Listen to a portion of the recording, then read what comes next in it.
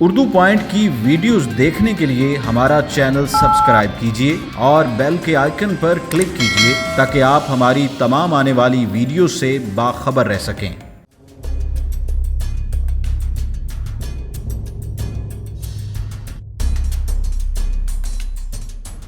हमदर्द के मारों से कश्मीर न छीनो, ए जालिम जन्नत की तस्वीर न छीनो। अस्सलाम वालेकुम नाज़रीन, आप देख रहे हैं उर्दू पॉइंट और मैं हूं फ़ारूक शहबाज वड़ाइच। मेरे साथ आज जो गेस्ट मौजूद हैं उनकी आपने सोशल मीडिया पे वीडियोस वायरल होते देखी हैं और आज पाकिस्तान हो या हिंदुस्तान सबसे ज़्यादा उनको डिस्कस किया जा रहा है। मेरे साथ पाकिस्तान की नामवर गुलकारा अदाकारा राबी पीरज़ादा साहिबा मौजूद हैं। अस्सलाम वालेकुम जी, पहले तो आपका बहुत शुक्रिया, आपने टाइम दिया। आपने किया क्या है, तूफ़ान मचा दिया, हर जगह पे आपकी बातें हो रही हैं। वालेकुम अस्सलाम। सबसे पहली बात यह कि जो आपका उर्दू पॉइंट है, it's a very famous portal और मैं हर उस इदारे को, हर उस कंपनी को, हर उस इंसान को पूरा टाइम देती हूँ जो कि पाकिस्तान के साथ ऑनेस्ट है। हुआ बस ये ऐसा था कि किसी ना किसी ने तो मैसेज पहुंचाना था ना, बड़े बड़े आप जलसे कर रहे हैं, आप जुलूस कर रहे हैं, आप धमकियां लगा रहे हैं, इंडिया को कोई फ़र्क नहीं पड़ रहा। फिर मैंने एक दिन सोचा, मैंने कहा आई थिंक अल्लाह ताला has given me a task, I am being followed by so many people, मुझे इतने सारे मेरे फॉलोअर्स हैं और मैं एक वाहिद इस तरह की आर्टिस्ट हूँ जो कि प्योर कश्मीरी ब्लड है फ्रॉम श्रीनगर।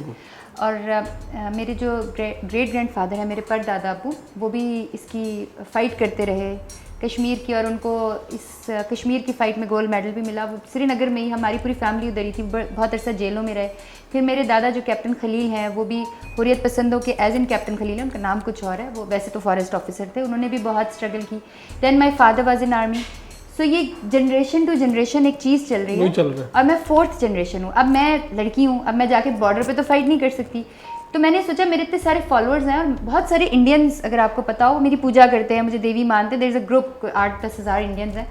तो आई थॉट कि आई शुड डू समथिंग। और दूसरा, you know, I have my people out there in Srinagar और जो दर्द मैं महसूस कर सकती हूँ, हम ऐसे लोग हैं, हम लोगों की बात सुनते हैं, अच्छा ये हो गया, जुल्म हो गया, अच्छा ख़त्म हो गया। तो अब सलाहुद्दीन की एक आप एग्जांपल ले लें कि हम किस किस्म की कौम हैं कि सलाहुद्दीन का एक बहुत बड़ा वायरल हुआ, मेरी वीडियो बहुत वायरल हुई, मिलियंस में उसके व्यूज़ गए, मैंने पुलिस के बारे में बात की और उसका जो ऐसे थप्पड़ नहीं मारते आवाम को कि तुम्हारे क्या औकात है, जाओ तुम, कि उनका जवाब ये हुआ उस पूरी का कि अब थानों के अंदर मोबाइल फ़ोन ले जाना बंद है, कि अंधा जुल्म करो। बिल्कुल ठीक। ये हम हैं।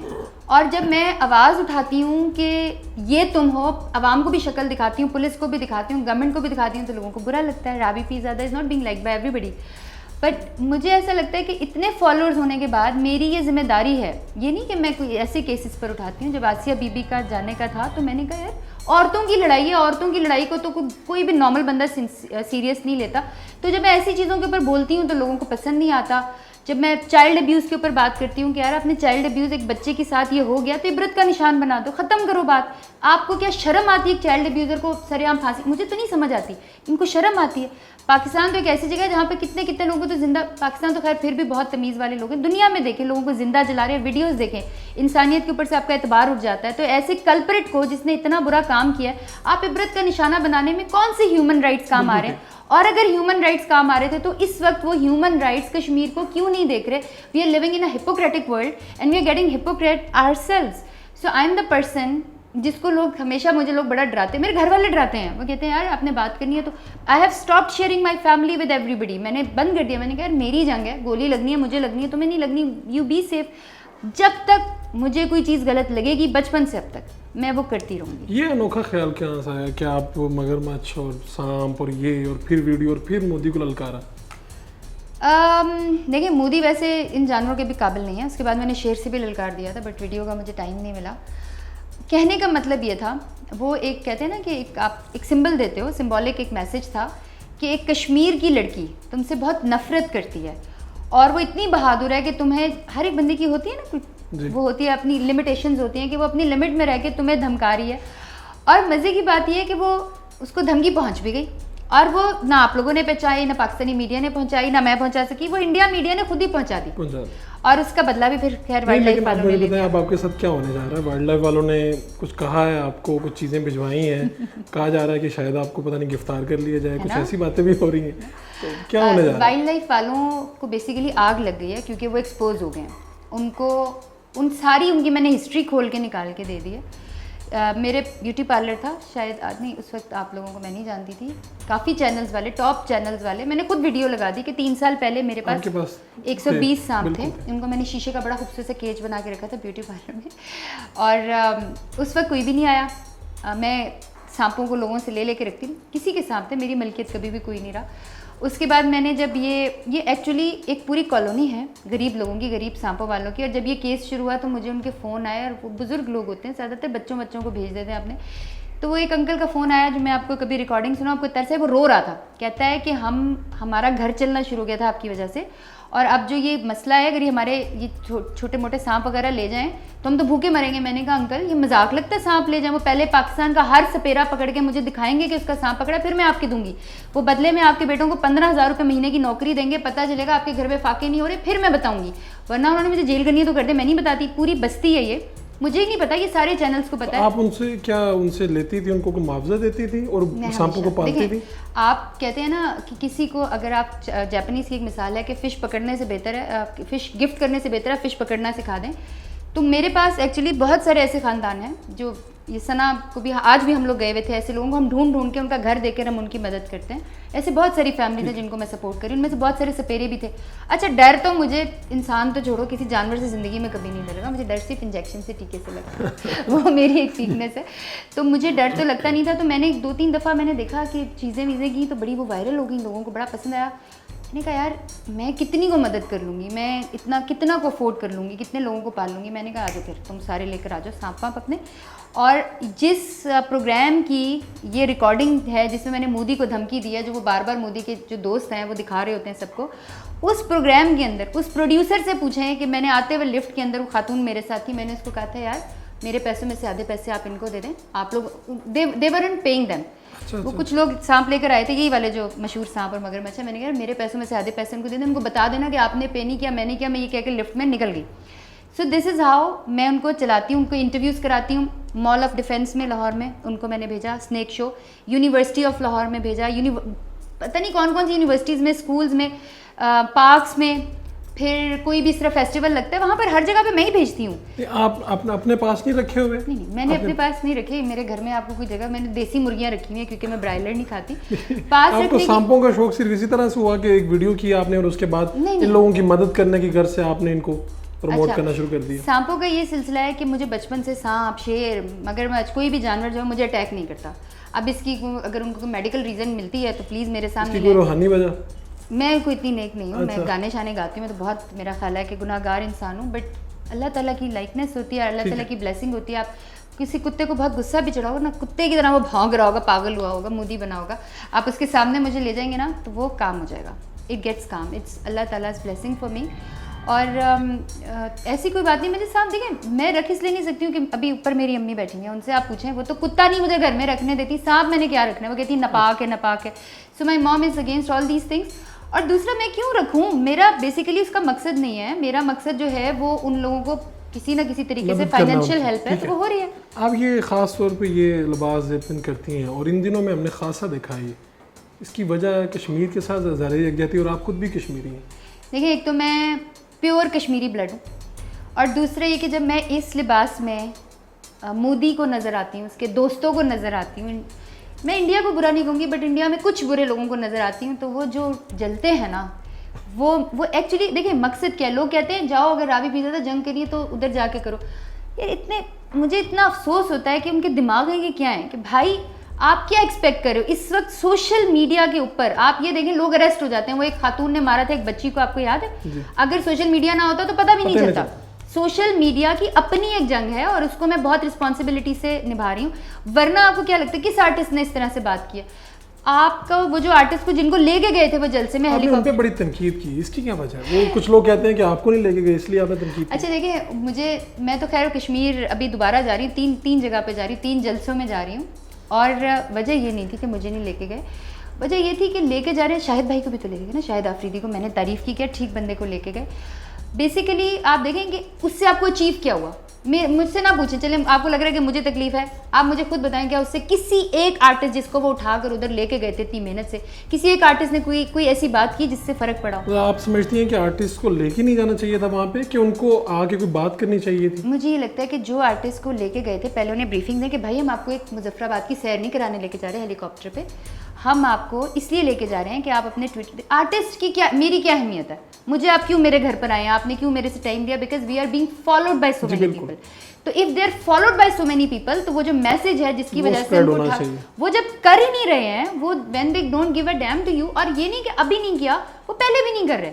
मुझे कितनी ट्वीट्स, जो जितने भी आर्टिस्ट लगे, मुझे उनकी ट्वीट्स या उनके सोशल मीडिया पे दिखा दें, वो तो सारे वो जो कि इंडिया में जाकर ऑडिशंस देते रहे ना। मुझे देखिए, मेरा कोई कंपटीशन नहीं है वहाँ पर। एक फाखिर भाई गए थे सिंगर्स में से, जो मैं सिंगिंग करती हूँ, बेसिकली मेरा जो काम है वो सिंगिंग है, तो मुझे तो तकलीफ बाकी खवातीन से तो होनी नहीं चाहिए थी, मुझे तो फाखिर मुझे इन सारे लोगों से है सिवाय शाहिद आफरीदी के, because Shahid Afridi tweeted once about Kashmir, he is concern about those people जो कंसर्न ही नहीं है उनको। आप अपने उनके साथ हेलीकॉप्टर में सैरें कराने के लिए लेके जा रहे हैं, उनके साथ आपने जो अगर अपनी सेल्फीज जो है वो पोस्ट करनी है, मुझे तो समझ नहीं आती। आप उसको छोड़ें, इस वक्त ये कितनी बड़ी बात बनी हुई है।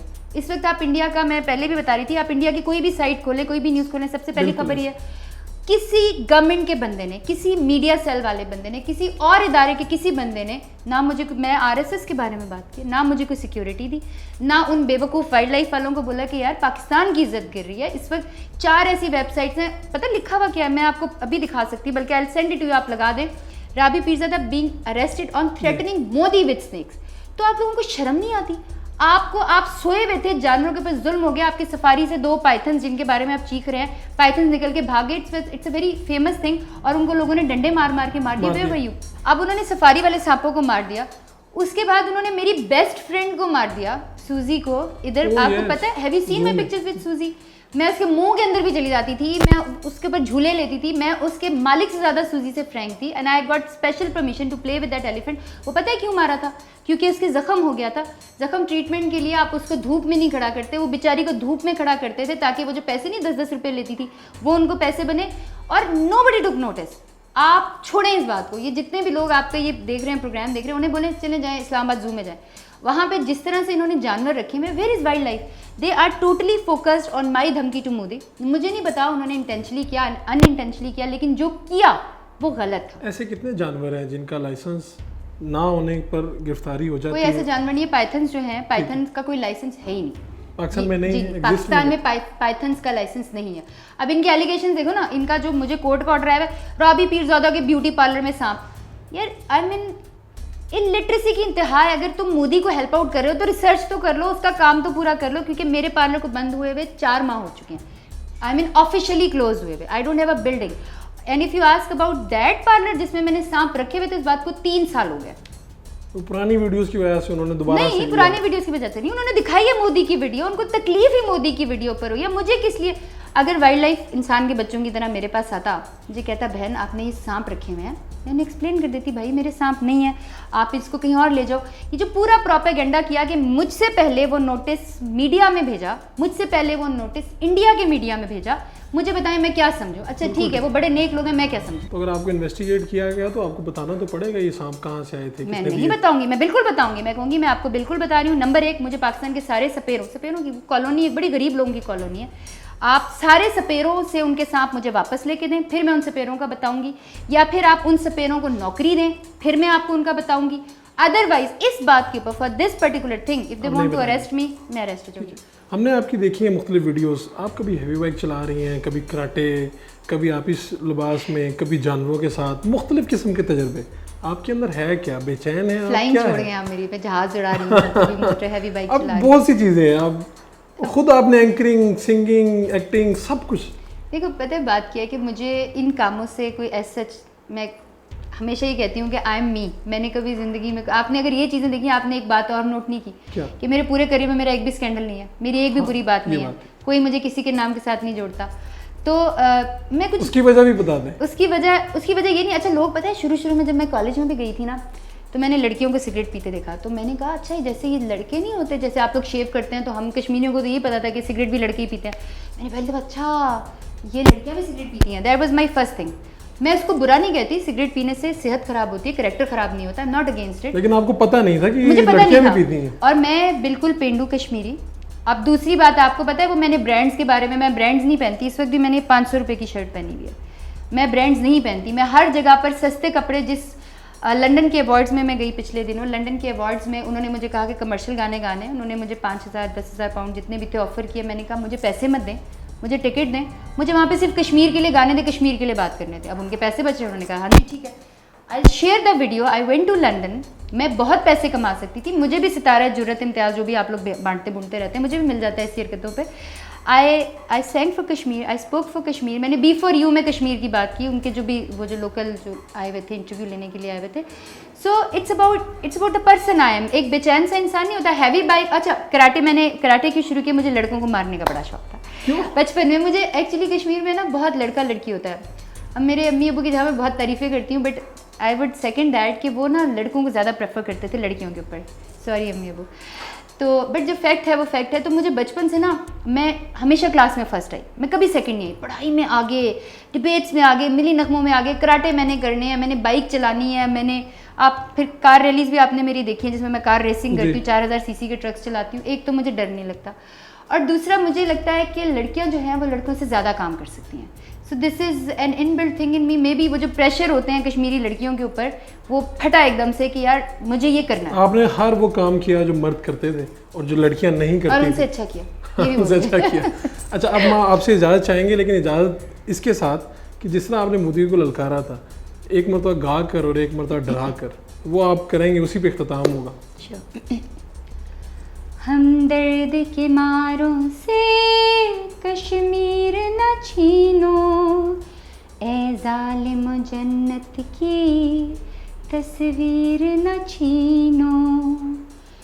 हमदर्द के मारों से कश्मीर न छीनो, ए जालिम जन्नत की तस्वीर न छीनो।